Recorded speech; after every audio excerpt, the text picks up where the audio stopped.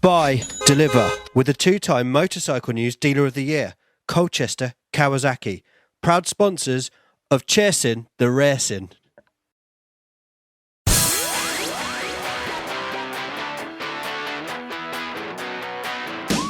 A 3, 2, 1, and welcome back to Chasing the Racing, episode 77. And for anyone that's watching on YouTube, you might be able to see we're all in fuchsia pink championship winning t-shirts, and it's we thought at the end of the season we'll get some of the team together and go through what a great season we've had. Now, Lundy's just given us the invoice for the shirts. Now, Lundy, now hold on. This man sitting in the middle of this very bizarre. Now I'm trying to think of the film. In between us, we literally look like the Pussy Patrol right now. So whose bright idea was this? I tell you what, I'll just quickly introduce them. Some people won't even know part of the team. So we've got, it's basically some of my team. Obviously, there's loads of people involved, but we've got Piggy, who's returning on the we've after already being on. Famous my mechanic. We've got Kev, who's my spotter. And Andrew, who we never really got a name for, like you do a very valuable job in the team, which we'll talk about. We'll go for bottle boy or water boy holder. I like to call you team coordinator, but we'll describe the job in a bit. But welcome to the podcast, and obviously it's been a mega season. Go on, Dom. What were you going to say? No, sorry, I'm going to go straight into my first question. What do you call each other behind each other's backs? That's what I want to know. But Piggy's Piggy, there you are, Lundy, and there Kev the joiner, which I've just discovered. Did you not know that, Dom? I had no idea. You're a man of many layers. You're like an onion, and you want to make me cry. There we go. But now, straight into it. Now, if you are watching this on YouTube, you might think we look absolutely knackered, and we look ridiculous. Me, Lundy, and Kev have been down at Boasty's flat track school today. First time ever doing flat track, and then we've came all the way up to Teesside Autodrome, and we've just done an hour in go-kart. So we are absolutely knackered. Also called an Ironman event. Somebody thought it'd be a great idea to go flat tracking all day and then do an Ironman karting event. And then a podcast. Yeah, just a 40-minute race. Just trying to kill us off, isn't it? That was it. But I have to say, the two-wheel man spanked us all in the karts, didn't he? Well, he has played before, though. Well, yeah, but he was pretty impressive, wasn't he? I thought. Mate, you absolutely raped us. There's no other word about it. It just turned out. It was actually right. What I've learned this evening is never do anything Chrissy Rouse invites you to, because unfortunately he just turns up and we'll all have fun. He literally had the confidence to sit on pole position, look down and go, is everyone having fun, guys? Is everyone having a great time? I'm so happy everyone's here. See you later, full clock, off you go. Now, if everyone's wondering why I'm a little bit snappy and a little bit insensitive, right, the only thing I can describe is a bunch of Lewis Hamiltons came up and just absolutely howled us clean off the track. Now, I'm not a little bit bitter, but you know what? I fucking am. Now, I was sitting in third place after the Pink Wonder Boy here absolutely annihilated off into the country. We were having a right good tussle, weren't we? The joiner sitting there, having a great time, no bother, bashing fair, and boom. Knocked clean out of off the podium position, absolutely mugged on the last lap. You know what? There is no chivalry left in this sport whatsoever. No, don't you roll your eyes at me, Christopher. I'm telling you, I was robbed. I'm absolutely devastated. But anyway, glad that rant's over. So yeah, so are we. And also, we've mentioned this loads of times on the podcast. We're sat in this lovely studio, and it's all thanks to Andrew Lund, who very kindly kitted it out earlier in the year. I feel like, a little bit of a round of applause there. There we go. Thank you very much. So I tell you what, let's go for where we met originally, and then we can go through this year in sort of chronological order. So I think I'll start with Lundy. We actually used to race together back in 2012, 13. Well, we kind of did. You were in the same race as me. I think is the polite way of putting it. Back in, that's very humble of you. The Triumph Triple Challenge days, Dom. At BSB, the Triumph Triple Challenge. Yeah. Me and Lundy competed against each other at that. How many years did you do the Triple Challenge for? Because you did a couple of years, didn't you? I did. I joined halfway through Chrissy's championship winning year, so I started at the Brands GP round in July in 2013, which was his championship winning year. Then I did the second half of the season on a bike I rented from Tony Scott. And for anyone that's seen that race, someone about mid-pack turned up with blue glove and a blue boot and a red glove and a red boot, and about 2 laps into the race you just seen red blue red blue red blue. That was me. That was how you entered the BSB paddock. Yeah. So 2013 wasn't quite as good for me as it was for Chrissy. But so what prior training did you have to go before the Triple Challenge, or did you just think, let's have a go at it? I'd done 2 years of club racing. I only started club racing at 37-year-old and did 2 years of club racing.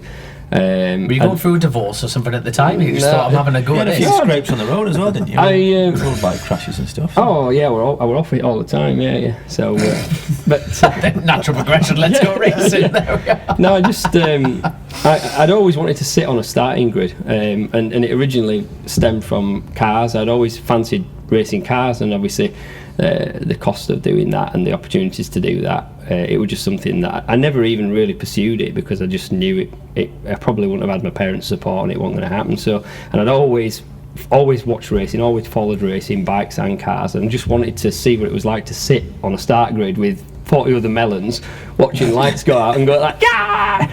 So I sort of plucked up the courage after doing a few years of track days and getting up to a reasonable pace. I just thought, you know what, sod it, I'm going to give it a go. And I did 2 years of club racing with hot tracks.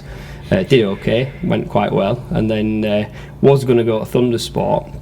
That plan kind of went out of the window, and then for an engine blow up and a crash caused that sort of idea to go out of the window. And then in which order? Yeah, the same time pretty much. But yeah, just then a friend of mine who raced in the Triumph Triple Challenge, who I'd been racing with in club racing, and he joined the Triple Challenge that year, and I kind of thought, well, I was beating him last year and he's joined and given it a go, so there's no reason I can't. And I'd never sort of dreamed of racing in BSB, and I was like, what? You know, it just seemed like it were, for someone who'd started racing at 37 years old and were just kind of ticking a box to do that just seemed like it was a mega sort of entry level way of getting on, on Eurosport on the weekend, be it racing at BSB. It would be ideal, like if that was here now, it would be ideal for you to get some practice on the short circuit, and it was a very sort of affordable way of doing it. With the Triumph thing, you could basically go to a Triumph dealer, they would give you the bike for free for the year, and you gave them the bike back at the end of the year, and they didn't lose any money on it, so it made sense for them, and obviously you got a free bike to ride for the year. The whole thing worked great. You could get, can you remember how cheap like things like wheels and stuff? Oh yeah, well, you could get a set of, I always remember this, you could get a set of wheels with discs, with bearings in, ready to just put tyres on, ready to mount for I think it was 360 quid for a set of wheels with discs. It was a mega wave. It was a good one. Yeah, it was just looking back now. I mean, no racing's cheap, all racing's expensive, but that was as affordable for what you got, and for one of the big things with racing in BSB, the exposure, the TV coverage, and everything else, and the sponsorship opportunities that can give you is important, but also like the safety aspect, the air fences, the medical support, the air ambulance, everything else that you get. To get access to that actually for what the Triumph Triple Challenge cost was unbelievable. There's quite a few good boys came through that Triple Challenge as well. It was competitive. Rob Garver, there was a Conor Bean, can you remember? He did the racing. But hold on, what happened to Conor Bean? I think he was English, but he ended up going to prison for it. Something to do with drugs, wasn't it? He did it for Ryan. Allegedly, Hashtag allegedly. I'm not being funny. Why do we have to be careful? The lad's doing porridge with Jorge in Spain. Bless him, but hopefully he's out soon. Yeah, because he did do some Irish road racing. He's a hell of a pilot, but he's doing time in Spain. Is he still? I thought he were out now. I've no idea, but if he is, he's outside looking for you. Now there'll be a guest. Now there'll be a guest. The Howard Cell Spaniel. No, so when you spot someone road racing and you watch them for the first time, someone like Conor Bean, the first thing that springs to mind is brave. He's just one of those lads. He was the same, talented as well. Exactly the same in the short circuit. He was. No, but he could ride. He could seriously ride a bike, and it's a shame he ended up in those situations. They're not as brave, but he was. Do you know one of my favourite memories memories of Connor was racing. It might have even been a Triumph race or Stock 600, I think it was. And do you know when the safety car comes out, the person that's leading has all the power? Well, he backed everyone up on a start-finish straight, and then he kept doing dummy, like pretending to go but not going, and the whole way. I mean, it's ridiculously unsafe, but I just remember standing out, like thinking, like he's a character anyway. I tell you what, sort of fast forwarding from 2013 Triumph days, you were working within the BSB paddock, but for another team, and then you kind of fell out of racing and weren't doing anything. And then when I came to collect this earlier this year, I remember you saying basically you sort of knew the position I was going in at the time, and you basically said, like reluctantly, if you need a hand this year, then give us a shout, and obviously the rest being history. I mean, basically, I worked for a team, the same team between 2015 and 2015, 16, 17, and then 18. Worked with a few different riders, you being one of them at round one, and to be honest with you, I'd kind of fallen out of love of it a little bit. For me, like, the most important thing is people, and like how you deal with people, being honest with people. I think racing, having competed myself, I know like the psychological side of racing and how important it is that the rider feels in a happy place, and that to get the best out of the rider, just the rider's mind's so important, and how difficult it is when things aren't going right, or something, the concerns that you might have, the worries, the tension, all of that. I've kind of been through that quite recently myself as well, so I feel like, because I understand that, I feel like that puts me in a position where I can almost sort of try and help, because at least I understand. And I just one of the things that kind of knocked me off a little bit was I'd seen over the years that I'd worked with various riders and teams, I'd seen sort of egos and a lot of sort of negative sides of things, and although I love racing and I love, a lot of my best friends are in the paddock, all the sort of egos and everyone sort of trying to claim credit for everything, and smoke and mirrors, and people promising things and then not carrying them through, and lying, and this, that and the other. It just, over a period of time, it really got me down, and I just kind of got to the point at the end of 2018 where I couldn't have been happier to walk away from it, and I had absolutely no plans of coming back to the paddock at all. I was quite happy to have just moved away, watched a bit of racing on TV, and happy to see the back of it, really. And then obviously we'd sort of built up a friendship over the years and had stayed in touch. Then you got in touch about doing the podcast trailer, and obviously when I heard that your original plans had been cancelled, and you were having to sort of try and figure something out in short notice, I just said, if you need a spare of hands, if you feel I can help, then I'll be happy to help you out. And you're probably the only person in the paddock that I would have done that for, because I did really, as you know, didn't want to come back. I'm very grateful that you did, and brilliant, thanks. And Piggy, welcome back to the podcast. Hey. Do you know what, one of my favourite moments away of this year, but kind of away from the racing, was when when me and you were at Scarborough and we were walking around, and we were there supporting Dom, and quite a few people were stopping and asking me and Piggy for pictures together and having a big crack and stuff. And Piggy was speaking to Chris from DC Racing. We sat talking to Chris, and Chris couldn't get his hat on. That people were asking for pictures with Piggy, and Piggy was just saying, "Well, I don't know. It's just like maybe through the podcast or whatever." And as Chris was like questioning him about it, someone walked past and went, "Piggy!" Like that, and he looked up, and the guy went, "I'm a big fan. Love your work. Love your work." And Chris is like, well, "You just changed wheels. Like, what does he mean?" But no, mega, and obviously, it was a good weekend. That one. It was mega. Yeah, this man rode the wheels off, especially the twin flying, and but yeah, brilliant season. Obviously, we've been together a long time now, and we kind of went through that on the last podcast. On the other one, But going back to the start of this year, in fact, out of the three of you were the only person that was out in Spain, and where we started testing before the whole coronavirus situation, and before we started it. We were spreading it 2020 BC, not before Christ, before COVID. BC now. We were well lucky as well, because the weekend we were there, I think it was the following weekend they started sending police out into the streets in like around where Piggy. we were, making sure people were indoors, and it really kicked off then, weren't we? But obviously it ended up being a crap test, and I ended up a little crash, damaging my shoulder. And I remember going to bed. Did you actually go into detail on that on the pod? You didn't. I don't really, think did so. you? But basically, I think you should. It's in the played it past down now. a I bit, think. didn't You massively played it down. Well, Dad, it was such a small crash, but it was like halfway through the second day, I think. Second day. Yeah. And so I had another 2 sessions, and although I got back to the garage and like I was in pain, I booked a full. Hold on. How bad was he, Piggy? Well, In pain. That's what I mean. Like, no, the thing is, you're like a second father to this man, and to get your perspective of the pain will be the actual truth. So, basically, that night I had to undress him. Go back to crash. That's another story. I told you off the. Yeah, you did, yeah. But so basically, when I got in from the crash,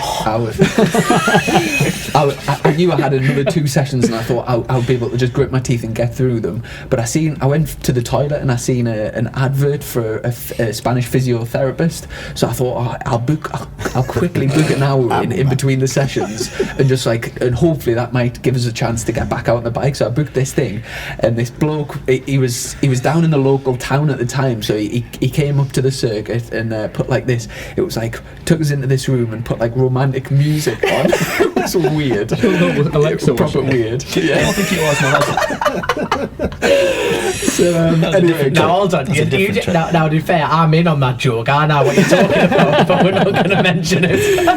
But anyway, so I got this full body massage. I managed to get back out, did another 2 sessions, but when I got back, we went out for a meal on the night, and I kind of gritted my teeth and pretended everything was okay. But when it was just me and you in the hotel room on the night, I was like, crying? Yeah, nearly crying, taking my shirt off. Is this after the bad man touched you? Or is this in the bit?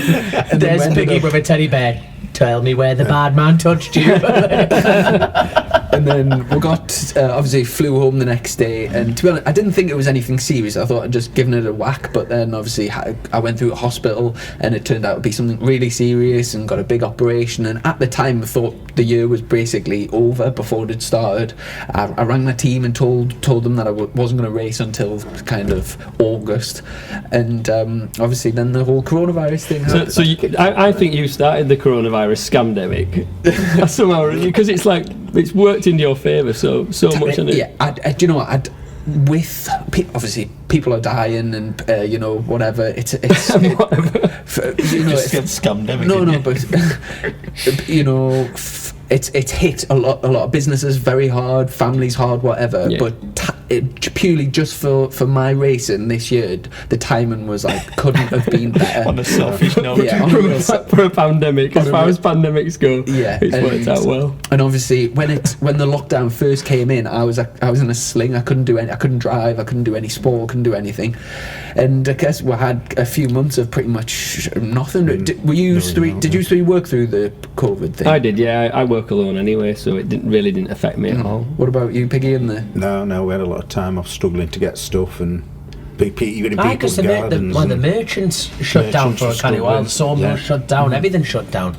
There you go. Yeah. I shut for about 5 weeks. I think it was about 5. Struggled to get materials, but my dad had a stroke just around about the same sort of time. Really? So in some ways it worked well, because I was able to spend a bit more time. Look after your dad. Without feeling drawn to work. So there we go. If you don't mind me, how is your dad? He's all right. Yeah, fantastic. Yeah, he came to Alton, didn't he, Chrissy? There we go. He's chuffed a bit, wasn't he? There we go. I tell you what. While we got you on speaking, now you're the little bit of the dark horse of the evening. Now, like Lundy here, he had a 4-wheel dream, and that was a dream that you were fulfilling at the time, aren't you? British go-kart. Yeah, I've champion or something like that. Bit of history with 4 wheels. Yeah, I've raced cars. But I raced karts competitively for karts or cars. Did you say cars? I've raced cars and karts. Oh, all right, massive. Here we go. Let's go through this. About 10 seasons racing karts.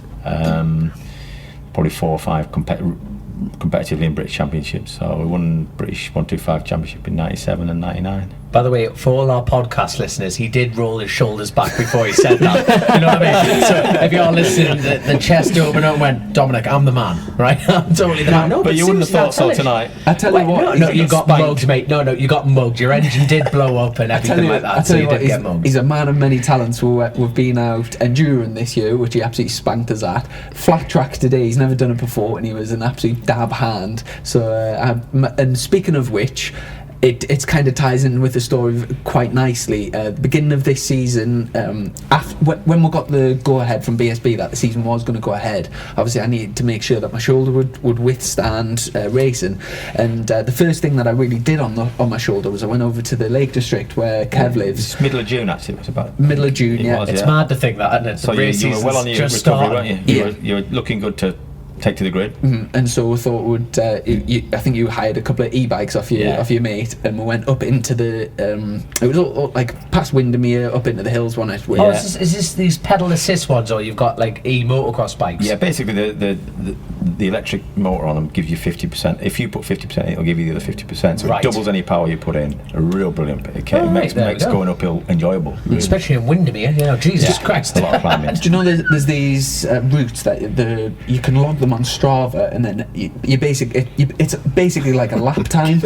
So you can you can see how you rate against other riders and all that, can't you? Yeah. So like basically we're going down these. They're like purpose tracks through the like mountains and stuff. Forest, just up from your from and where then Gilbert Brown lives. when you get to the bottom, you can Forest Vegas. Yeah. When you get to the bottom, you can take your phone out and you can see, like, in history where you were on on that particular route. And this man's topping a few of the routes out of everyone, which is mad, isn't it? Yeah, you're a proper little dark horse, aren't you? Yeah. So hold on, right? Before I know one of the most famous people's houses you worked at, but before we jump on you, who's the most famous person you've worked for? Because I'm just trying to set up a competition here. This is what I'm trying to do. I think I might win this one. Hey, here we go. Massive spack. The shoulders are back. There you go. Queen. I bet it is. It's going to be Louis Tomlinson, is it? Yeah. It's either it's going to be Louis Tomlinson, I think. Yeah. From One Direction. Who? Louis Tomlinson. One Direction. One of the One Direction. No, come on! Don't pretend like you don't know who that is. Okay. I was forced to wear this pink top. Who the hell are what? Oh, that boy band. Yeah. Oh, well, fair play then. Fair play. It's like that with someone like Where's he been? Because you hold on, you're a proud Yorkshireman, proper Rotherham lad. So you won't really, you feel a bit Teesside's a bit uncomfortable for you right now. A little bit out your district. How come Teesside cafe was shut and I wanted a tea? Stuffed, Johnny. Absolutely stuffed. So we got that One Direction dude. Yeah. Anyone else? No, I think that's it really. There we are then. Go on then. Sting? For God's sake. Have you worked at Sting's house? Yeah, we did a job on there about his holiday home in Grasmere, maybe about 15, 20 years ago, actually. Yeah, it's never met him. It's mega that part of the world, mind, for getting that, just for a weekend away, like sort of all around your area, really. It's such a beautiful part of the Tell you where I did, Tom Jones's house. Totally trumped. This is more like it. This is when Lundy interrupts. I was just going to say what was his house like, but then you were just saying, well, it's not unusual.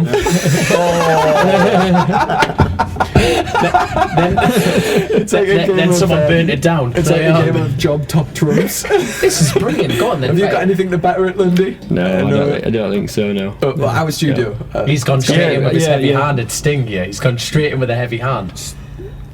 Can't top it, can I? In the racing world, you could probably do. In the racing world, maybe. Yeah, I guess I could. You've done McGuinness's, haven't you? Yeah, I did. Well, that's good enough. McGuinness's house. Yeah, well, you can win for that one. But going back to the story. So we're out in the forest doing some pedalling, and at the time I was fully anticipating getting back on the MSS Kawasaki bike. Like that was all in the pipeline, and I didn't really have I knew there was issues going on with the sponsorship side of things, but I did think that was the plan for the year, and I was pretty confident that was going ahead. And then as we were cycling through the woods, we stopped for lunch at this it was a beautiful little place. Fantastic it's a little lake in the middle of Clave Heights, which is just overlooking Windermere, and there's a little boathouse there, and I remember if we came down the hill, I got a puncher actually, if you remember. And so we stopped for a bit of something to eat, and it just started to rain as well. So it's like the mist was coming in, and it was very atmospheric. And his phone rang, and he said, "Oh, it's Nick Morgan."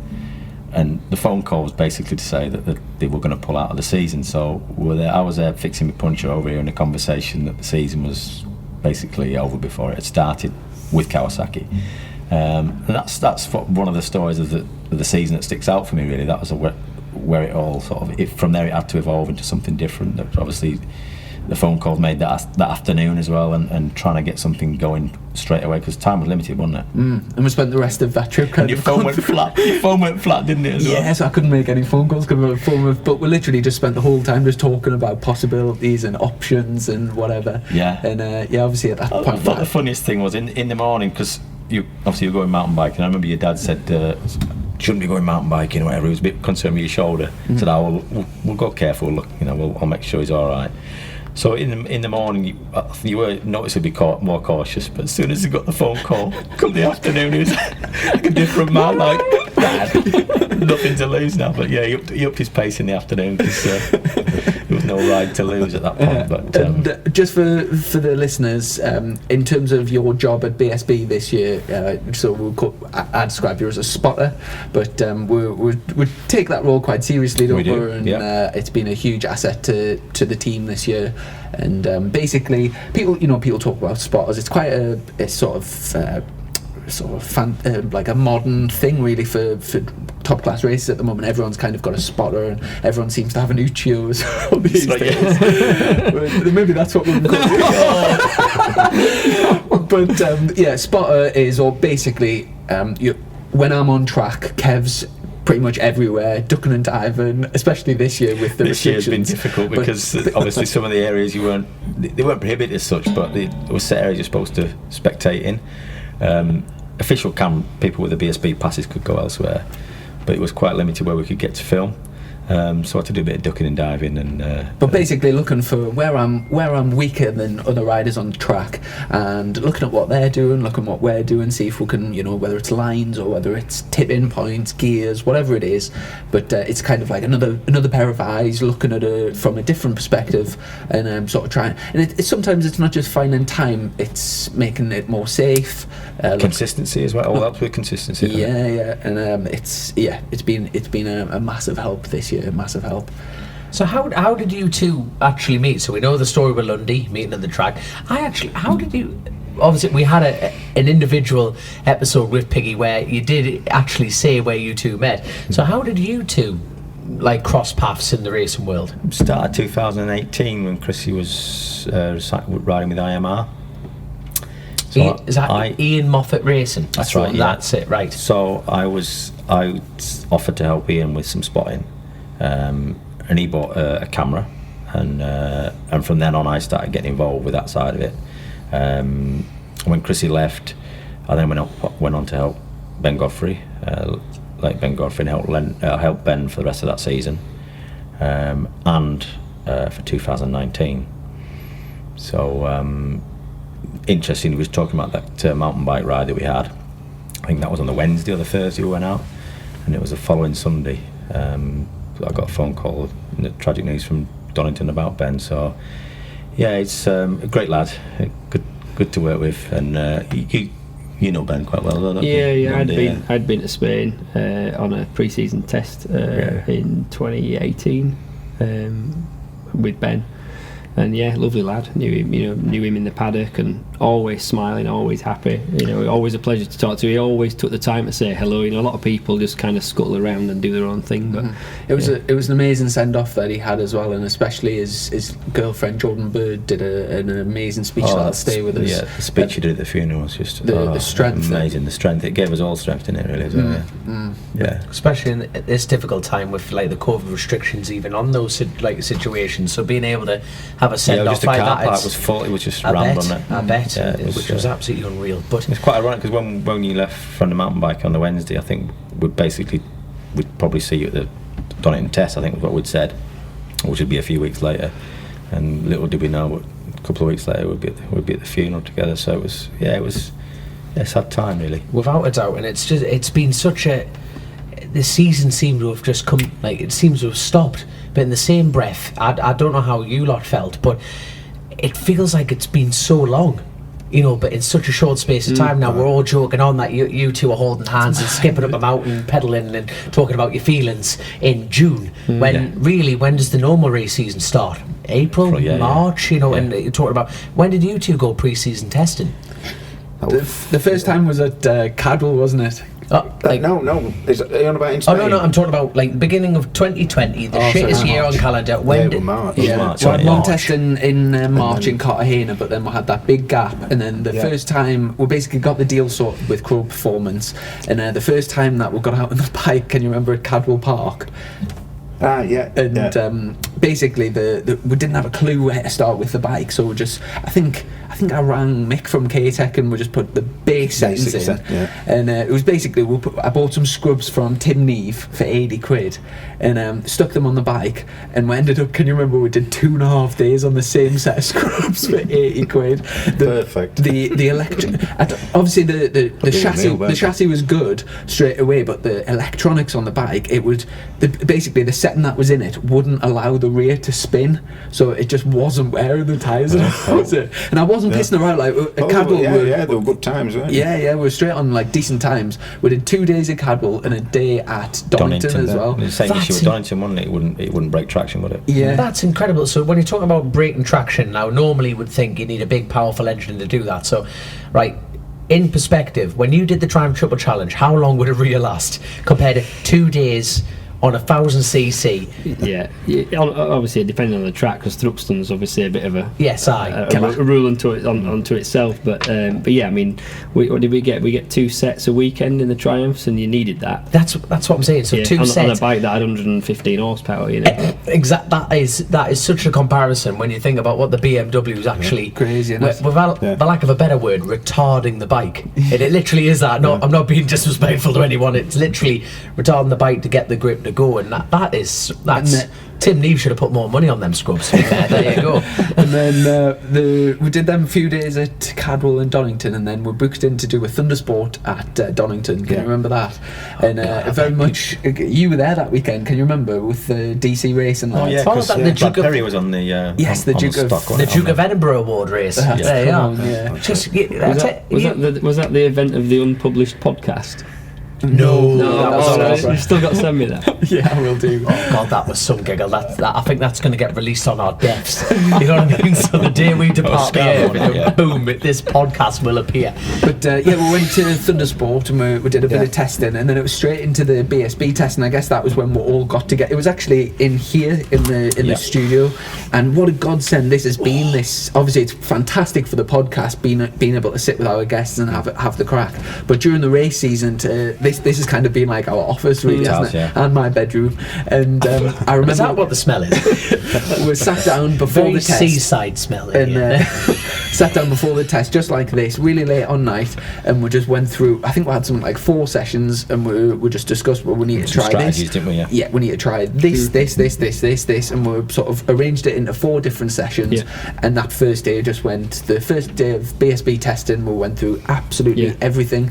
It was the first time in ages that I didn't have a pit board, so I had no idea where I was on track. But we're really competitive from the off. You're fastest in every session by 1, weren't you? Yes, something like that. Yeah. And it worked really well, because we obviously just sitting down and having a plan and knowing exactly what we were going to do. And I think we did on the day of the test. I think we did shuffle things around a little bit, didn't we, to fit a little bit better in terms of the chronology of it. But yeah, it worked really well, and we got through everything we needed to, and so I came away from that test with really windy though, wasn't it? It wasn't the best conditions. Yeah. And then we went to the first round, which was back at Donington. I think it was a week later or something. It wasn't long, and it was a good start to the season. Obviously, that weekend for me is.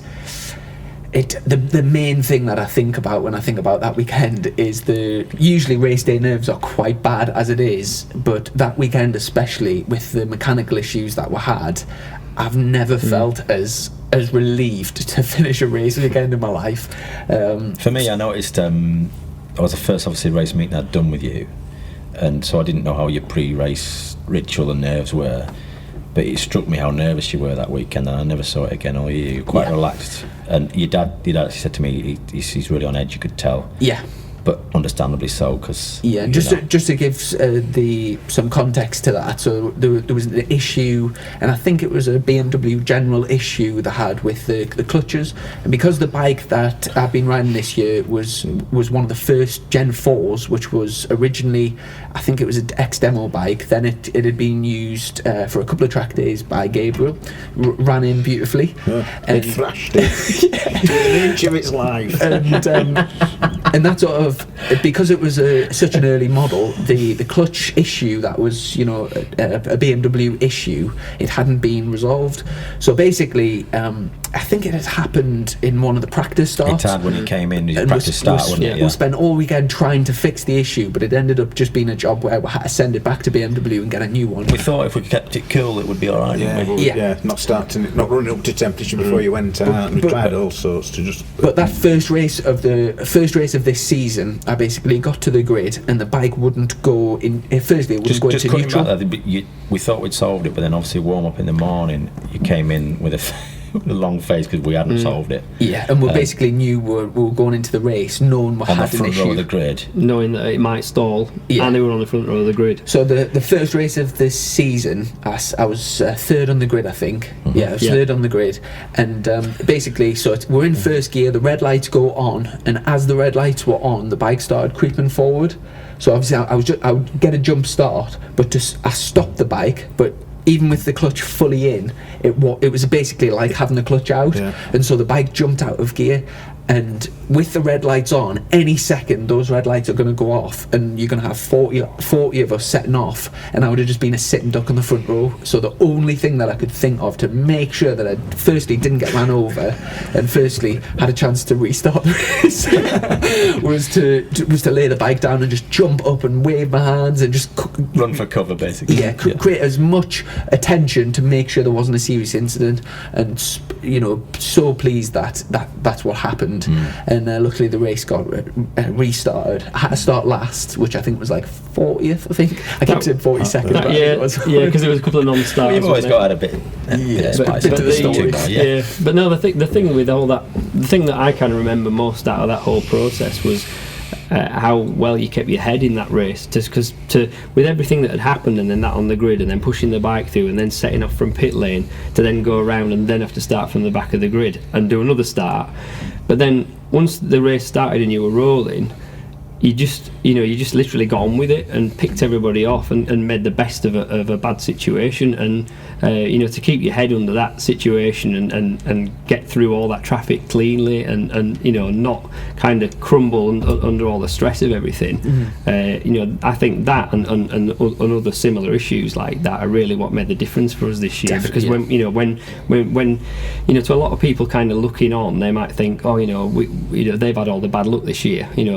Some of our other competitors might think that they're lucky buggers, and we've not had any bad luck, but we've got things wrong, we've dropped the ball, we've had problems, we've had technical things, we've had breakdowns, we have had situations, but as a team we've all come together and dealt with them, and then we've done in the garage what we had to do and what we could do to minimise that problem. But then when the situation has been out on track, you've got the best out of a bad situation, and when the bike hasn't been particularly rideable, or when there's been a problem with the bike, you've always got the best possible result from the race. And to be fair, we came in and as a team we were gutted about the bike, but we were absolutely chuffed with that first race. And a fifth, it was obviously starting from the front row, we were going for the win, but given the circumstances, it was a fifth. And then obviously there's the Sunday's race, so we're going into Sundays knowing that basically the bike might stall on the grid. Don't forget on the Saturday night you went to go and get another part made and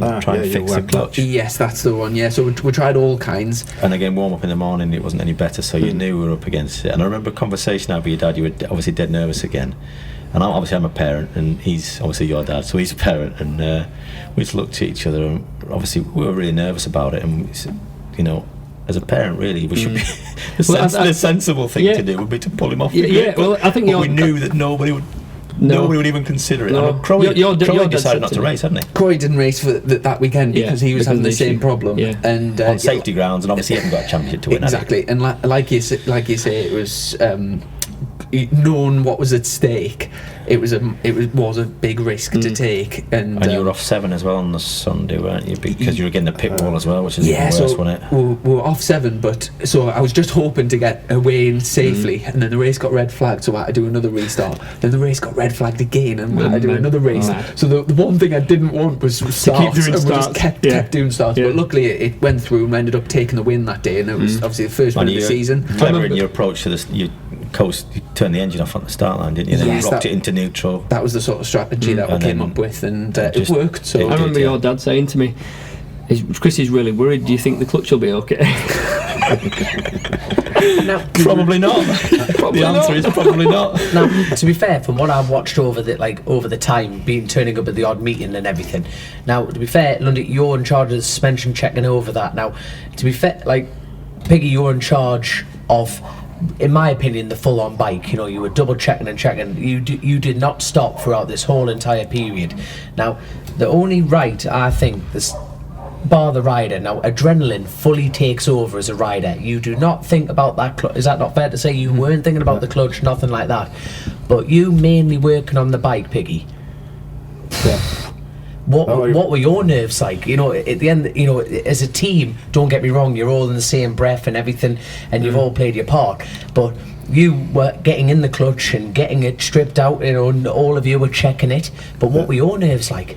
It was just them restarts, weren't it? Every time it got red flagged. Oh no! As soon as we got it off the grid, it was. When you're ready. The starts weren't brilliant either, and you really worked hard on the first 2 or 3 laps, and you were up with the leaders, and we looked like the race was just coming out, and then the red flags come out, and you had to do it over again. And Tom had missed his pit lane, hadn't he? Oh yes, yeah. No, don't forget that was later on, because they had 2 false start, 2 red flags, and then they cancelled the race till 5 o'clock. Oh yeah. There's a So you had to wait around all day, worrying about the clutch again. Was one of them red flags Richard Cooper It as was, well, yes. for his legs? So there was a championship contender. Yeah. That was. Now he was on for the Bayham's team, for the Rutter team, That's wasn't right, he? So yeah. who else was What was the red involved? flag for? I remember. Shane Richardson Yes. was one of them. Really?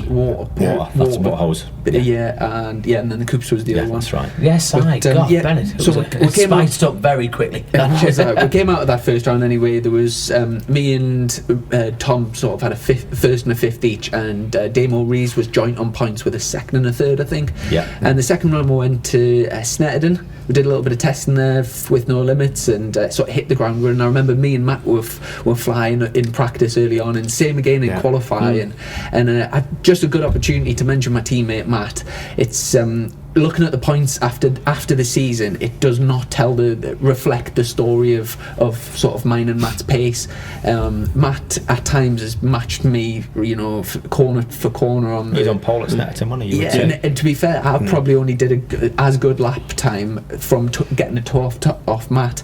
And at times he's rode so well. He's been, you know, mega fast, but for some reason it just had the ball hasn't rolled for him. And you think obviously the first 2 rounds he scored some decent points and was, well, I think one race at Donington he had a problem, did he? I forget now.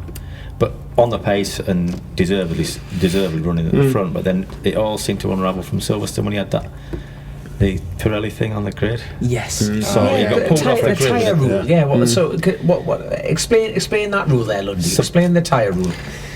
Well, I never got involved with the particular incident, so I don't know what caused that. That made it sound like I'm grassing it. No, but I'm just saying. It was your fault, Lundy. Basically, when The minimum tyre pressure, isn't it? there's a minimum tyre pressure on the grid for the rear tyre, For safety, and Pirelli have somebody on the grid to check it after the 3 minutes. So And that's a random check it's on any rider and everything. random spot check, and if you're under the minimum tyre pressure, there is 0 tolerance, and you're pushed off the grid.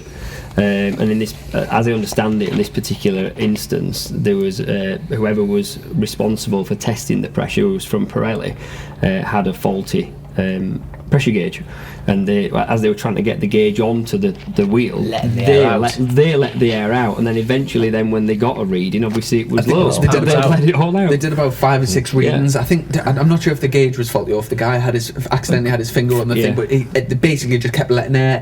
They lost air before they got the But then pressure eventually got a reading, and it was like. But then they couldn't say, "Oh, sorry, that's my fault. You can pump it back up again." So it was. It was it was a nightmare. But anyway, going back to Snetterden round 2, only had one race there. Like I said, Matt was absolutely tremendous. And I tell you what, I've got to say that if Matt is listening, you are by far the stylish man coming in off the warm-up lap. I couldn't give a toss who else was out there. He endos in like something out of Mission Impossible. It's just, get on YouTube. If you listen to this, get on YouTube and just watch the beginning of this race. It's like squeaking brakes a lot. It sounds mint. One thing I must say about Matt is he's such a mild-mannered, like lovely person. He's just very like respectful. Well, I've never really met him before. I've watched him race, but the first time I've met him, and when first time I came in the garage on, he's got a logo Mad Matt. That's what I was going at. He's so calm and relaxed. And also I was expecting more of a Mad Matt, but he's and his logo is Mad Matt, and you like you say, you have this image of this like crazy guy, and he's just the most mellow, mellow Matt. Yeah, they're a really good family. I mean, they've always done that since they've been in the paddock. They go about the business quietly, like you say, respectful, hardworking, and they just get on with their. They're not walking around with head in the clouds or anything like that. I tell you what, their dad's brilliant. He works out the meterage between each rider. I look forward to coming to the gaps. When he actually works out points, something of a certain, he'll give you a run for your money on the map side of it. He literally works out, you've got to gain 27 something like meters in a lap, and you're thinking it's quite scary. No, but he does it off the top. He looks at the time machine guns, right? Yeah, that's the distance. He converts his tenths into meters. He does, and you just think. Actually, it's quite terrifying. Now, when you you're going to have to step up your game, but when you compare it to that, it actually puts in perspective how fast you lads are. Now, when you watch BSB for every Tom, Dick and Harry like myself, you watch it and go, they're already pointing something up. That's a far over the line, and you'll have that. But you actually speak to their father, and it's like, actually, you've got like 27 metres, and that's I bet that came from the karting days, because young Harry was British karting champion. He had an unfortunate year. He ups and downs, didn't he? Bad luck, up, down. He's had a few good podiums, man. And he's done some hellish riding. But there we go. Yeah. But that race ended up, we led most of the race, and we ended up coming second to Tom. Yeah. And it was weird. It almost felt like a bit of a defeat. It was 20 points, and it was a relatively good race. But I remember we'd kind of lost the race to Tom, and then he qualified poorly as always. I think we didn't expect that. We just he did a hell of a run that race, mate. He did. I mean, that was gum shielding, and he just went Dylan. And then he sold some Hondas that weekend. That boy deserves a pay rise. Give Tom Neve, Mr. Honda, I know you're listening, so you might as well give the boy a pay rise. I'm telling you. And then going to round 3 was the first track we went to that we hadn't tested at Silverstone National, so we got loads of laps in practice, and also we had that different tyre, so we had to change the chassis a little bit to get used to that. And that for me was, I didn't get to win a race that weekend, but that for me was one of the, I would say, especially race 2, and we'll come on to that, but the Sunday as a whole was the proudest day I've had, like proud of my team. The way we pulled together that day. Race 1 was pretty standard. Tom won, I finished second, and I think there was a good gap, and Danny Kent was third, I think. Yeah, I think so. And again, we kind of finished that race, and we didn't really have an answer for Tom, if I'm totally honest. And I rode a real hard race, but any time that I kind of got near Tom, he always just had an answer to get back past. And that night we'd kind of came together and would really basically said, we'll obviously try and win the race, but we're kind of thinking another second for tomorrow, and maybe try and get the points back at Alton Park or Brands or whatever. And then Sunday morning warm up, the engine just went, so we've got a few hours to the race, and all of a sudden the bike just lost a load of power and locked up in warm up. So I pushed the bike back. It was actually one of the guys who owns Bathams? He jumped off the back of Michael Rutter and pushed.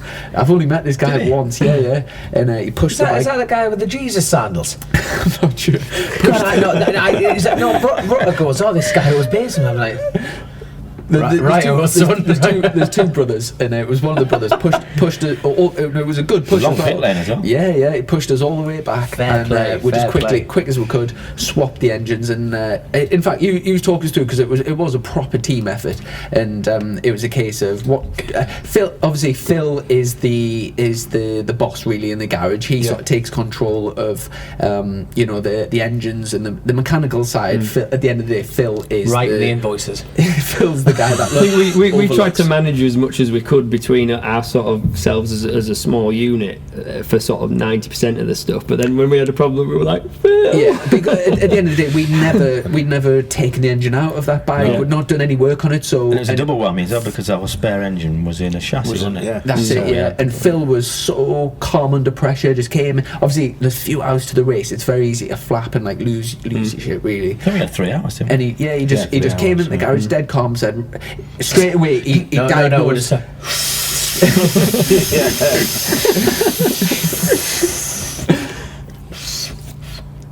Let's fucking get on with it. That's exactly what would happen. Straight away, he looked at the bike and went, "This is." I remember his face. He shit itself. He went, "This is serious. This is serious.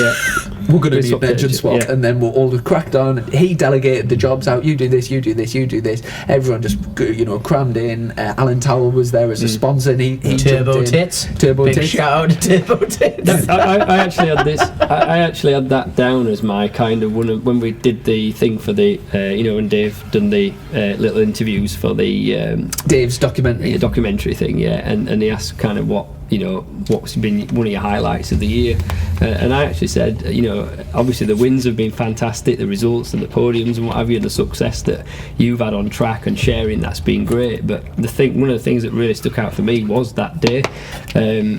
And same for me. And the reason for that is because it shouldn't have worked. Because like normally, if you've got that many people trying to kind of do that one job, it doesn't work because there's too many people on it, and it just ends up getting messy. But I've no idea how in it. It just like, someone would be like removing the exhaust, someone would be removing the radiator, someone else would be like, taking the fuel tank and the airbox off and what have you. And there were just kind of people everywhere, their arms and legs everywhere. They were like playing Twister. And then you'd be like, has anybody seen the 8mm T-bar? And then it'd appear under your arm, and you had no idea, and you needed like an 8mm spanner, and then it'd just pop up from somewhere, and it was just like it was brilliant chemistry. Yeah, it was dead good. Yeah. And I remember Phil saying, "You only got to spanners, Chrissy." You only got to spanners, Chrissy. No, my favourite moment of that is every photo Chrissy looked busy. You know what I mean? You lads are sweating, sweat is running up, and Chrissy's like that gun. Yeah, that was my idea. Good idea. Good work. Totally delegated. There's a really good photo once the engine's in the chassis running of me holding the laptop for Phil. And someone commented, I think it might have been Grant Whitaker, somebody commented and put, "Great job holding the laptop, Lundy." So and that engine that we ended up putting in it ended up being a better engine than what I'd had for Saturday. We managed to get on the dyno and got out to race. And I remembered, so the race before, Tom was quite a lot faster on the straight, and it was kind of demoralising because I was basically racing for second place because I couldn't match him on the straights, and every time I passed him he would just come back past us on the straight.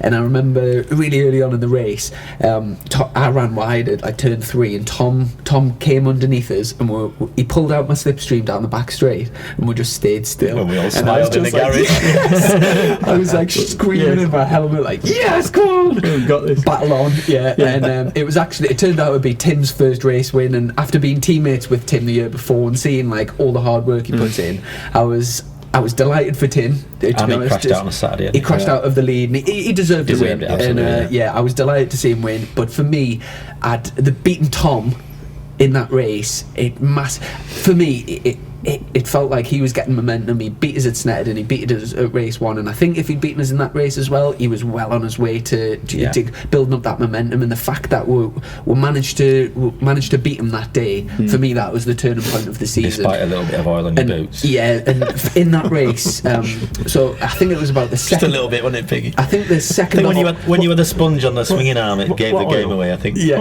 wait, I'll get on to that because the second or third lap into the race, I went to tip into turn 2, and my foot slipped off the thing. And obviously, when you do an engine change, there can be some, liquids, various whatever.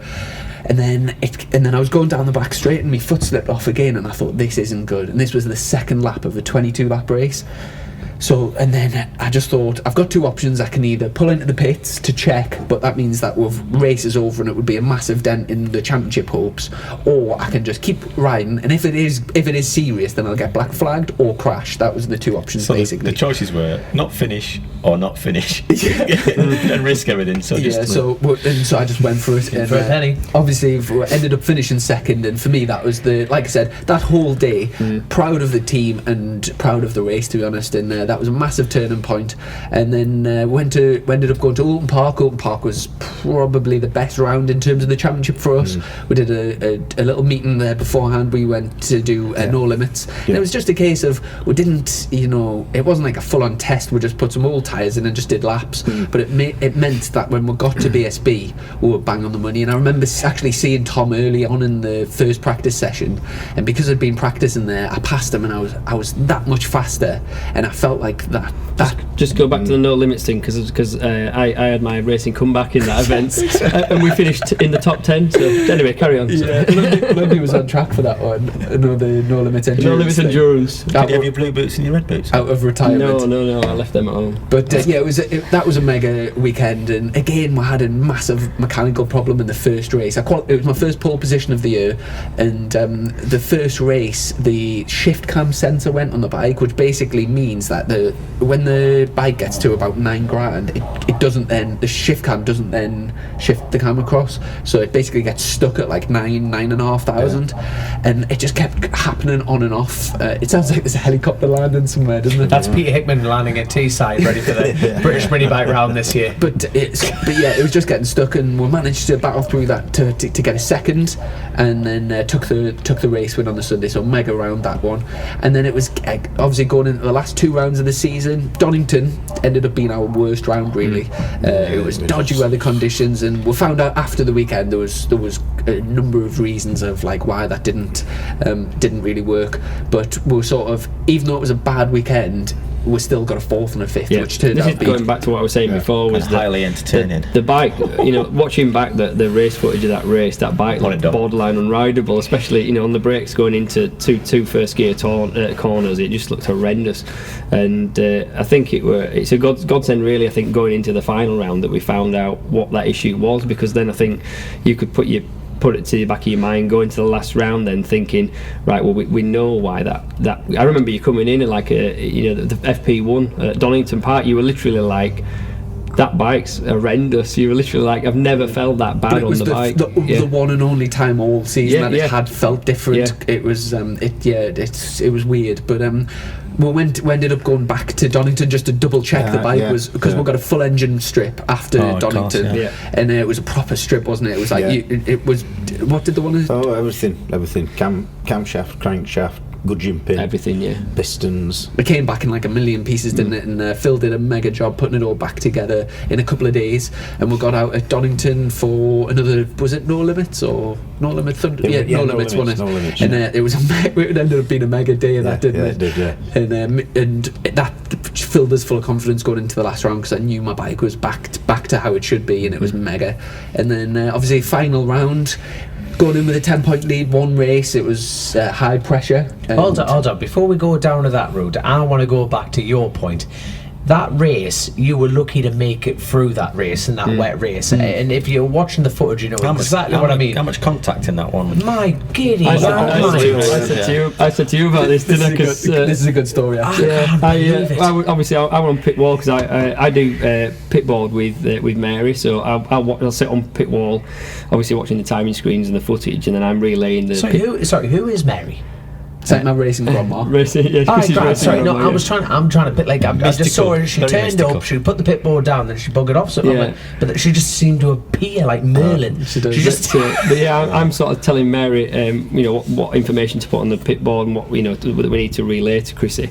And obviously I'm sat trying to watch the race on the little TV monitor on pit wall, and obviously I'd seen that wet race where, obviously I've got a lot of information I'm trying to kind of take in at the same time. So I'm only seeing little bits of bubbles of information, and all I could see were Chrissy getting like absolutely hammered. They were literally like, they were bikes bouncing left, right, and centre, and coming either side of him or whatever. And I'm watching him thinking like, oh come on, it's not fair, leave him alone.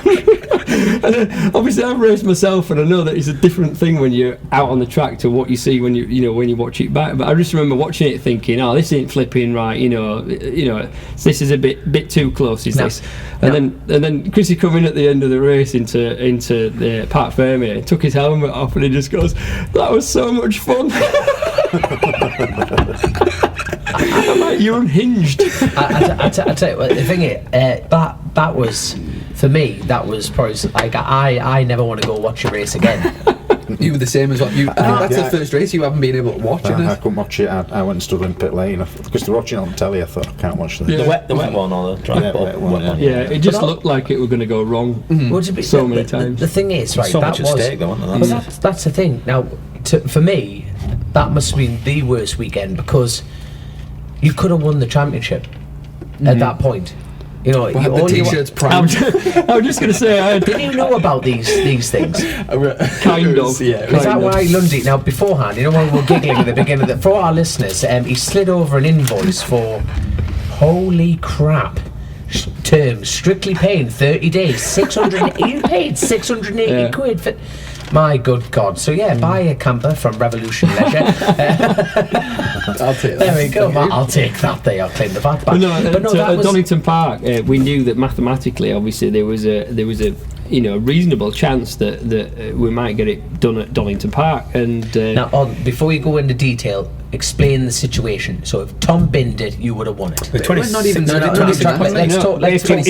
All we had to do, is if we left Donington Park, the penultimate round, with the same points advantage that we went there with, so just maintain. All you had to do was maintain the point gap. Would have been enough to seal the championship. So if Chrissy had finished a first and a second, and Tom would have finished a first and a second, that would have been enough. It didn't really matter. All we had to do was maintain the gap. So there was a really, based on what had happened up until that point, there was quite a good chance that that we might get it done at Donington. So I'd got the kind of champions pit board in a load of bin bags hidden in the back of Appleyard's garage, and I'd got my rucksack with me on pit wall with a couple of t-shirts secreted in it. And that was the reason Trudy and Emily, my wife, came along that round, because they were in the garage basically tasked with dishing the t-shirts out to all the team if it should happen.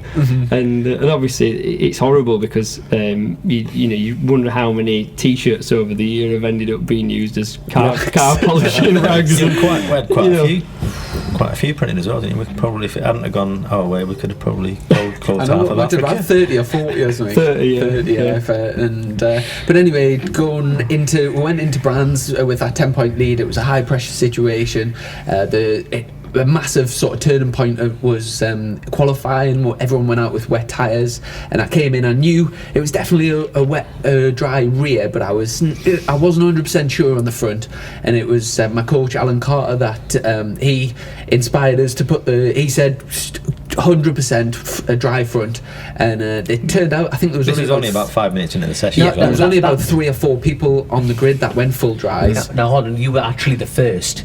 Yeah, to make a decision. No. That's the thing. Now, to me, that was 100% of a seal of that. Now, bearing in mind, you didn't even put a bank lap in. Well, it did, but it just wasn't. No, that wasn't a bank lap. That was a wank lap. Not a bank lap. At the point where he did that lap, he actually put in fourth. But when everybody else stayed out and did a second banker. When I pitted, I was like 25th or something. Yeah, because everybody else had carried on and finished the second lap. I've never seen Phil so nervous. How chill Phil is. Phil was like, absolutely, I've never seen him like it. And then when we got the drive front out as well, he's like, he was saying to me, are you sure? I was like, yeah, that'll be sweet. But managed to back on the front row that race, third. And I guess the positive thing for us was the fact that my main championship rival Tom had he stayed on a wet front, I believe, and he was back in 13th, and that kind of, obviously it was a nervous race going into with all the different possible outcomes, but we'd really given ourselves the best opportunity starting there. Bear in mind, for the listeners, we're talking BSB here, so I kid you not, if you all watch this on YouTube, I bet the dry line was thinner than this. Oh, it's in places. In some places, It yeah. wasn't dry in Some- places. That's what I Yeah. mean. So it absolutely chucked it down. Everyone was on. You could control a wet tyre more.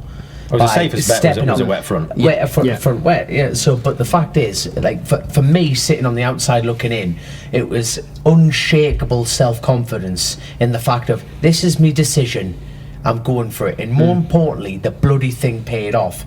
And it was from there. It was just like right.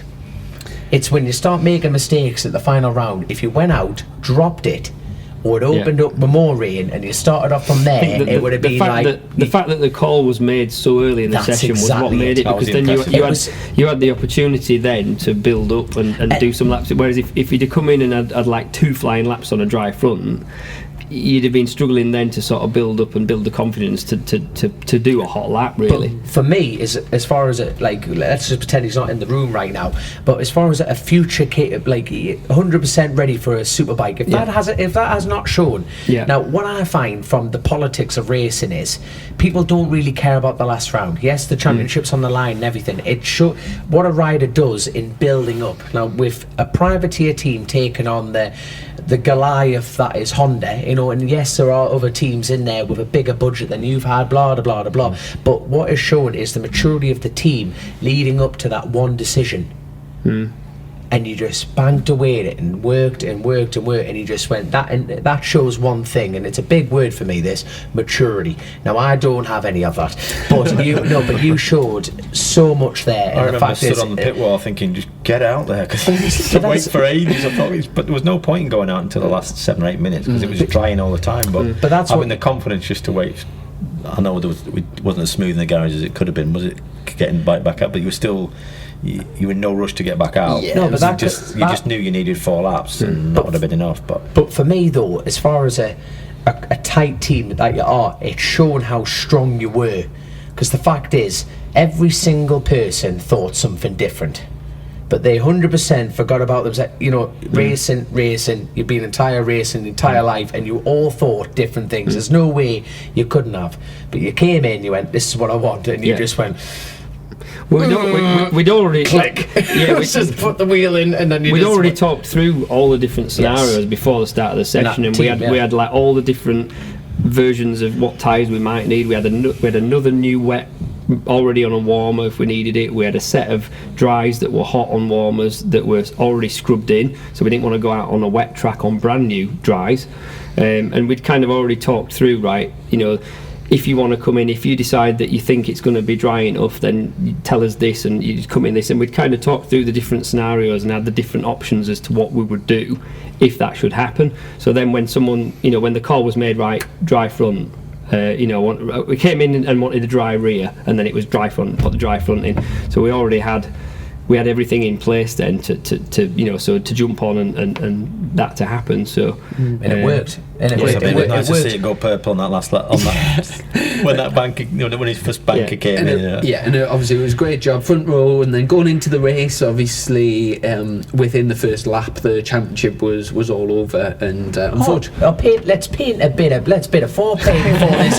We're talking about this. I'm all about the foreplay here. So at the moment, let's paint a scene for people who haven't watched it or fell asleep at this point. But right, he's on 3rd position. Billy McConnell on 1st. Now your main championship rival. Where did Tom? 13th he was. 13th because of that tyre decision. Now, for me, it was a case of when you went into that race, it was ideal. Because Billy McConnell, I just had this image of Billy McConnell is just a fantastic pilot, safe, reliable, and more importantly, he pulls the pin from the last 3 laps. You know what I mean? He controls the pace, doesn't he? And then just goes whoop, when he needs, doesn't he? We've said it time and time again. He just goes, this is the pace. Nah, I want to go a bit faster, and that comes in the last 3 laps. So he could control that race, get in, and get going. You didn't have to lead. You didn't have to lead that race. So for me, the danger came from behind. Now, someone who has gone from strength to strength to strength is British champion Danny Kent, and he showed in that wet race that he wasn't scared to rub, was he? You know what I mean? He was like going through, he got through the bank. So you looked at like the lads behind you that were willing, because bearing in mind this is the last race of the entire year. Not only you're looking for a job, every person on that grid from the front to the back are trying to do something. And to be fair, they couldn't give a crap if you were trying to win a championship. Tom Neve was trying to win a championship. Nothing. There was 20 other lads going to go through you. There was quite a big battle for third in the championship as well between Tim, Billy and Lewis Rollo. So they were all scrapping for that. Obviously me and Tom, and everyone's got, obviously Danny's wanting to get a race win to end the season on a high, and everyone's got their own battles. But so we got through first corner up the hill into Druids, and I was like sort of nice and defensive, just get through the first few corners nice and safe. But unbeknownst to me at the time, obviously Tom had to get through as fast as he possibly can, and if you watch it back, didn't get the best launch, and he actually lunged his brother Tim going into Druids. Really? And as if you watch it back, Tom leaves about a foot, and under the circumstances that, like, obviously they both know Tom needs to get through to have a chance of winning the championship, and Tim, his twin brother, goes back underneath him, and I wouldn't say he lifts him up. No, he doesn't lift him up. By going back underneath him, he pushes Tom wide, and Tom's still eager to get on the gas and things, and he had a monster high side, which obviously ended his thing. But I've got to say, Tom had two choices. He could accept defeat, or he could go out fighting, and credit where credit's due. He went for it, but you've got to respect that. And I would also say he's been a fabulous opponent all season. The one thing that I was kind of worried about going into this year is Tim and Tom are such cracking lads that I thought, especially when it became obvious it was me and Tom going for the championship, I really, really didn't want there to be any big conflict or sort of nastiness, because I do like, sometimes, I really like them. Sometimes it's inevitable, isn't it? But yes, and I'm really pleased we've got through the season with staying with good mates. It is exactly the same between my dad bumped into Tom and Tim's dad, Rob, on the morning of the race. And basically Rob said exactly what we would have said in the same position. He just said, we're not interested in finishing second. Second may as well be 20th. We're here to win, and we'll go out and try and win the race. And but he said we'll still be friends afterwards. Yes, he said we're friends now, and whatever happens today, we'll be friends after. Which that's very classic. And Tom were like literally like the first person to get to the winner's enclosure at the end of the race. Want to congratulate. And yet again, that shows a mark of a champion in himself. Well, if you know what I mean? A proper sportsman, isn't it? Exactly. So fair play, but mind you, it doesn't explain the scarecrow on Instagram. They made a lovely replica of you, and Tom and Tim with a combine harvester mowed over you. It was a fantastic. I think that was a private video. I shouldn't have said that. I've replayed that fucker so many times. It's brilliant. But to be fair, like you say, it's actually unfortunate that they are generally amazingly lovely lads. It's a shame they're not just a couple of spoiled little bellends, because it would have been so much nicer just to hate them. But they're not. They're really, really good lads. And obviously that summed up the season. From that point, I had a little dash on my pipboard. I knew Tom was out, and I didn't take any unnecessary risks, but I thought it would be really nice to finish on a podium. So I sort of stayed with the leaders, didn't make any crazy moves. This is one of the things that I think like any potential superbike team managers might want to understand about you is that even under that situation when you were riding. You're riding around, you know that you've just won the championship, you're in a podium position, it's the last round of the year, everyone's got like a no fucks given attitude to the last round of the year, often where it's like, it's season, end of the season now, I'm looking for exactly, I've got plenty of time to heal broken bones. What did Whitton once say? He said that it's this time of year when lads start thinking about Christmas, and they don't mind having the Christmas dinner through a straw. But you obviously typical Whitton. You were riding around, and you said to me that at that point in time, what you didn't want to do is completely needlessly end up putting the bike in a load of buckets, trying to like win the race that you didn't need to win, just to prove a pointless point. And yes, and agree more. And it's been great that obviously Gabriel showed it. Obviously, Crow Performance as a company have really gotten us out of the shit this year. Exactly, massively helped us out. But it was particularly Gabriel. It was Gabriel's bike, and I remember from day one when we had the meeting with them at Marquarese, and it was Phil's very much a realist, and he knows all the hard work and the risks and the possible outcomes. And he was kind of like, well, we probably could do it, but it's going to be a squeeze. Gabriel was so enthusiastic, and he's really obviously Gabriel's Phil's business partner, yeah, and he put so much faith in us, and it's been great the fact that I've sort of hired the bike from him all year, and we've managed to give him the bike back with never been down the road. Yeah. Now, and he's going to mount that. I think he's going to keep that bike. It's been on his side. Right, that I was about to say, because I totally forgot about you just dropping on the star line. So it was a genteel. So anyone that will, if anyone's trying to buy that bike, it says never been crashed. It's a full-on lie. So I will say though that second race at Donington, that could have been in a bucket of bits, that bike, if it had come off the bunny went into the back of Danny.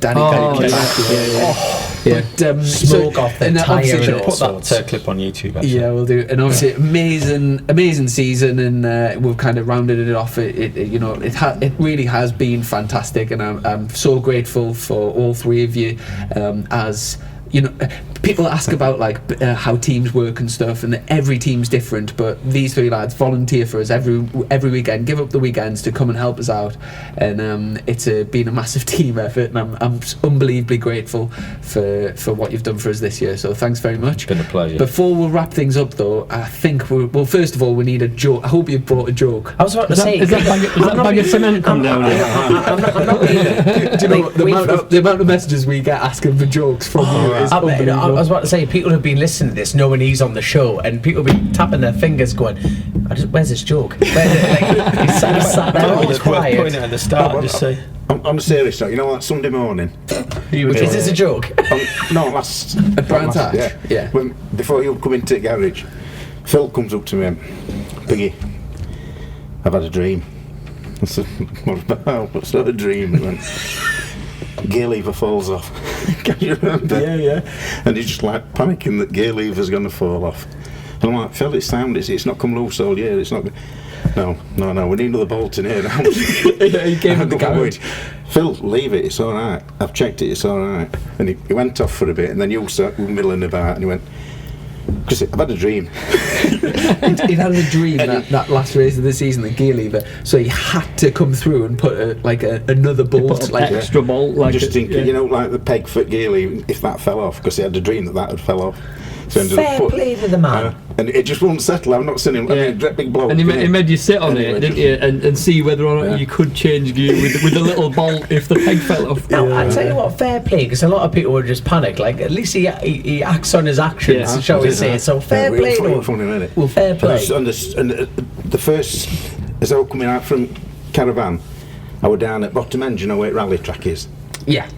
So I was right down, because there were no spectators. You were living there, you were in a different place. Down Piggy's Palace. That's right, Piggy's Palace. Piggy's Palace. Ladies are welcome.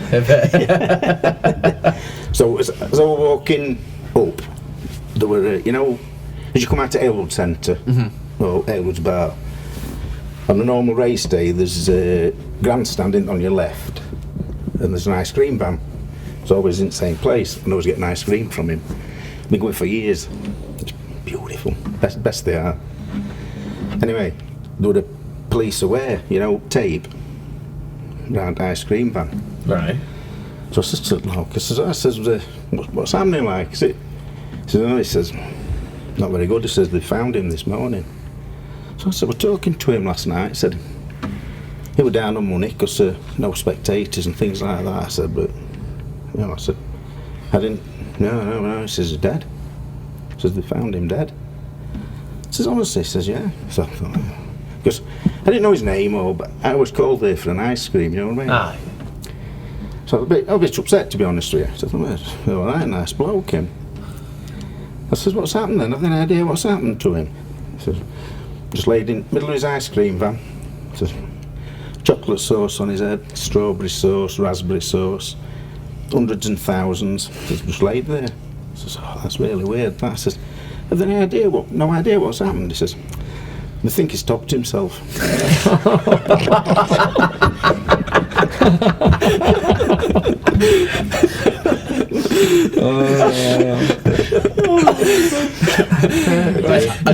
That's actually better than your championship win. By the way, by the way, I think we actually haven't said it, but I'm going to say it to the lot of you. Congratulations, seriously, for becoming champions. Yeah. from when MSS fell apart and the whole thing and everything came against you, you always have that hope and dream that you think, gotta hope he does it, you know, and then you think it'd be nice if he does it. And then, go on, give it a go. You know, you can see how it degrades a little bit. So at what point do you feel like this became real? Was it that Snetterton moment? To be honest, I think from the first test, we topped the first test. Yeah. And so we went in the season with that attitude of we've got a good chance of as good chance as anyone fighting of for it. That's what I mean. So it was only on that test, and like prior to that, it must have just Before been. then, we didn't really know where we were going to fit in. Obviously, we were going to do quite well, but And it's weird, we didn't know. before the season started, you just presume that Cooper will be the man to beat as well. Of course, Poor Richard didn't. Never made it, but you now one of your biggest achievements, really, obviously bar winning the championship, because you got presented with an award, didn't you? Yes, that's right. At the last round, Mark Fincham. So Mark sadly passed away in the Superstock 1000 race at Thruxton. I think it was in 2017, I believe. And and Mark rode for the True Heroes team. Yes. And he had a prosthetic leg. And guys actually made a handmade trophy of Mark's prosthetic leg. It's it's by far the best trophy that I've ever won. It came in like this massive, like a suitcase, like a proper case. Air case job, Yeah, and I was very touched to be even nominated, but obviously to win it. I think Whittam, the team, and Jack Bernacle, all three of them vote, and I was the unanimous winner. So what does that award represent? What is the actual title? Is Adversity, it? isn't it? I think Triumph adversity. Yeah. So it was actually Barry Teasdale and Paul McClung won it the year before for coming back after that massive Injury. crash, and I think it's just representing the values of sort of racing and kind of what it's just a good way of keeping Mark's memory alive in the paddock, and like I say, It was into the TV commentary team that vote for who receives it as well. Yes, I believe so. So, and to all of you, that just shows what yourselves, Crow Performance, Gabriel, your mum, your dad, everyone that, bar me, has put into you.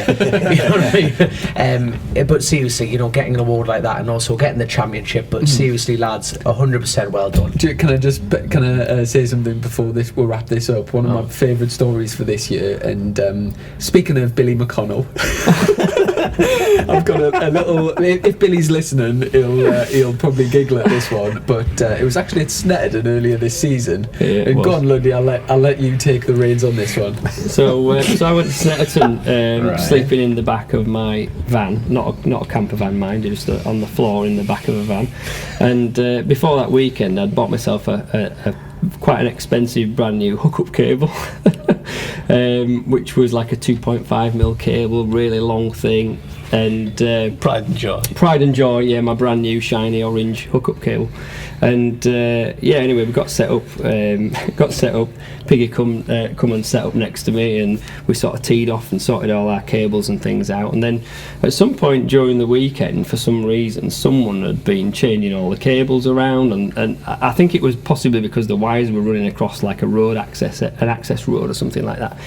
Anyway, I don't know what the reason was, but when it came to packing up, I went to go and pack everything away, and then went to pack my cable away, and I'm like, wait a minute, this is not my cable. And where my shiny new sort of 45 quid 2.5mm hookup cable had been was now this kind of manky white homemade thing covered in mud.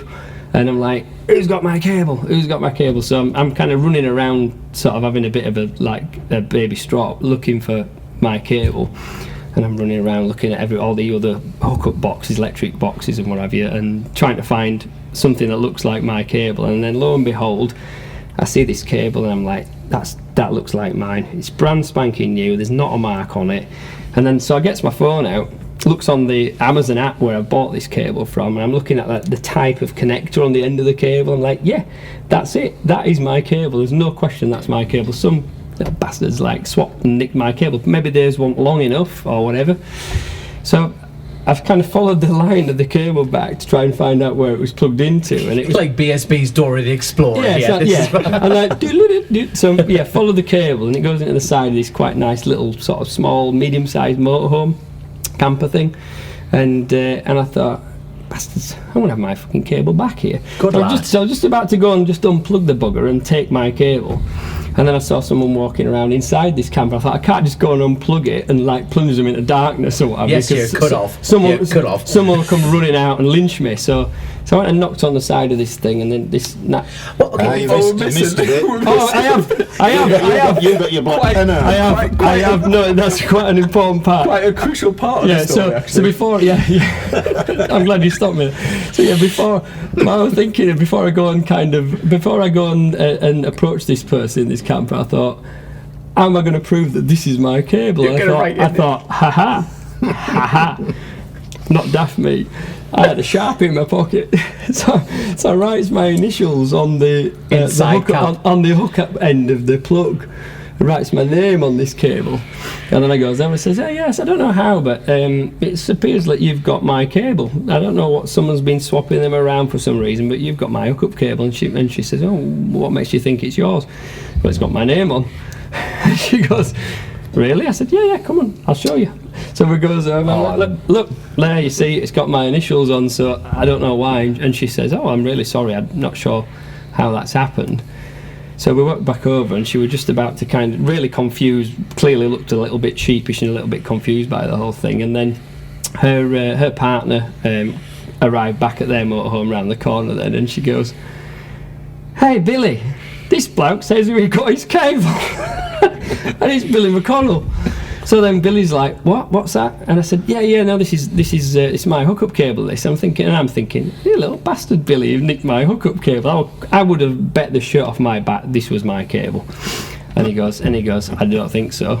And I said, yes. And she says, oh, it's got his name on and everything. And Billy goes, how do I know you haven't just written your name on my cable? Not dafting, Billy. And then he got the reel out of him. So then Billy goes, I don't think so. And then he opens up this locker on the back of his motor, this brand new motor, opens his locker at the back of the motor, and gets the plastic bag out that had the cable in, that was the same as mine, that he'd opened and taken out of the packet when he arrived on Thursday. And I'm kind of, at this point, I'm just wanting to like dig a hole to jump in and thinking, yeah, I've clearly fucked up here.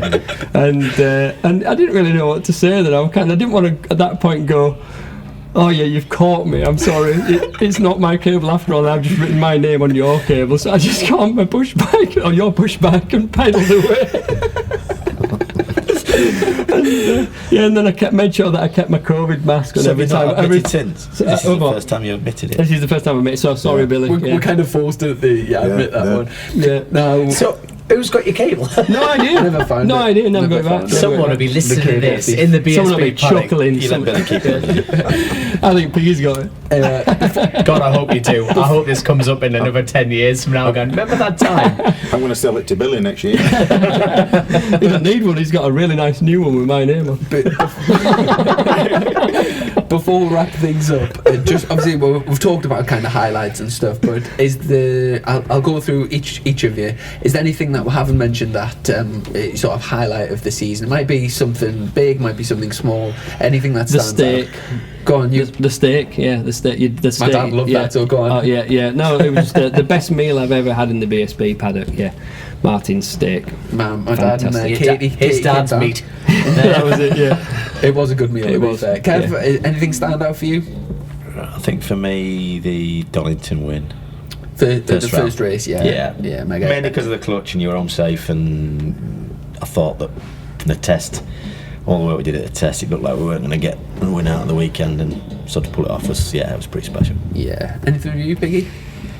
Yeah, just your rides really, you know, them that are a bit, like you said, the ones with clutches, and when you've had that oil leak trouble, and it's weird, isn't it? How fetch it home, and you're like, you never complain, sort of thing. You never like moan. You never kick off. You'll just say, "No, Piggy."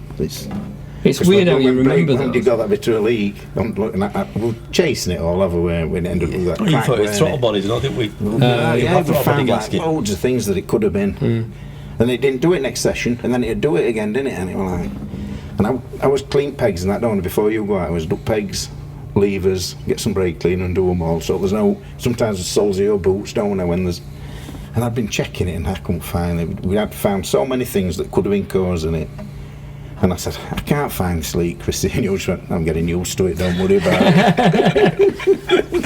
It's weird though. It's weird how you remember all the kind of like adversity. You remember all the difficult races or the difficult and the way that the problems that we had and the results that we got from those. And I kind of remember those more than I remember that when everything goes perfectly well and and you have a great race and you go around and you win and what have you. Obviously, it's fantastic, but it's the difficult times that you really remember, and those are the days that you build the championship. I think there's a few times this season as well where I've thought to myself, you can never presume, but you feel like your numbers up, and it's like at at Silverstone when the engine went down in warm up. It was a last lap of warm up. If that engine had lasted one more lap, or two more laps, it would have gone on the warm up lap of the race, and that would have been no points. We wouldn't have had time to fix it. Been a few times like that, hasn't it? When you had the oil leak at Silverstone and you got second. It was second, wasn't it, in that race with the leak? Well, Billy wasn't happy in that one, was he either? I remember you looked white as a sheet. You looked like seeing a ghost when we got into the winners' enclosure. You took your helmet off and you just looked at me and you went, "That's like literally the most difficult race I've ever done." And you were like, "Look at my right boot," and it was just like soaked in oil. And you're like, "I haven't Piggy been was wringing the sponge out." Yeah, that's why we're laughing, because Piggy was trying to quickly wipe all the oil off the back. And Park came in and I had like literally everyone standing around watching. They were all looking at him, weren't they? Tom's screen was covered, wasn't it? Yeah. It was difficult, wasn't it? But just the time of things that and even at the last round, free practice 2 there, with that little issue with the end can and stuff like that. If that had been in qualifying, we could have been. We could have been back with Tom. Then all of a sudden, the coil had gone. That's right. We could have been back with Tom. Then and then all of a sudden it would have been a different weekend. But just the timing of things not going right was perfect, really, wasn't it? That's got to be one of my favourite things about motorsport.